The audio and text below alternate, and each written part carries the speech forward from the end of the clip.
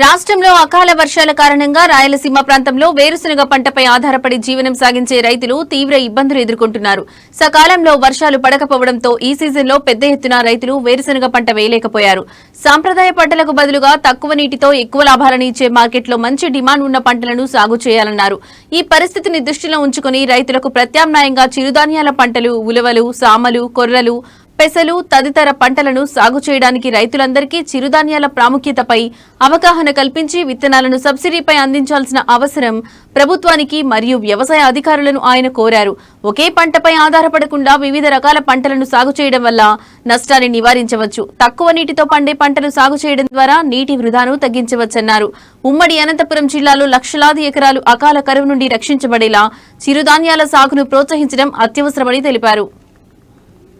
Bharatiya Janata party Kisan Morcha Organics నుంచి ప్రభుత్వానికి విజ్ఞప్తి చేస్తున్నాం. ప్రత్యామ్నాయ పంటలు ఏవైతే ఉన్నాయో ఉలవలు, సామలు, కొర్రలు, అండు కొర్రలు, వీటి వల్ల ఏదైతే ఉన్నాయో ప్రకృతిలో తక్కువ వర్షపాతానికి ఇవి పంటలు పండుతాయి కాబట్టి రైతులకు వాటి పట్ల అవగాహన కల్పించి గత సంవత్సరం ఉలవలు వేశారు. కానీ ప్రభుత్వ అధికారులు ఉలవలు వేసింది కానీ దానికి ఏదైతే మార్కెట్ ఉందో ఆ మార్కెట్ అందిన కారణంగా చాలామంది రైతాంగం పంట పండించి కూడా దాన్ని సరైన ధరకు అమ్ముకోలేని పరిస్థితి కాబట్టి ఈ సంవత్సరం సరైన ఉలవలు సబ్సిడీ ధరలకు ఇచ్చినట్లయితే కన్నా వాటి ప్రత్యామ్నాయంగా ప్రభుత్వమే మార్కెట్ ధర కూడా కల్పించాలని చెప్పి ఈ సందర్భంగా ప్రభుత్వాన్ని సూచిస్తున్నాం. వర్షాల కారణంగా ప్రాంతంలో వేరుశనగ పంట మీద ఆధారపడి జీవనం సాగించే రైతులు తీవ్ర ఇబ్బందులు ఎదుర్కొంటున్నారు. ముఖ్యంగా అనంతపురం జిల్లాలోని ఉమ్మడి అనంతపురం జిల్లాలో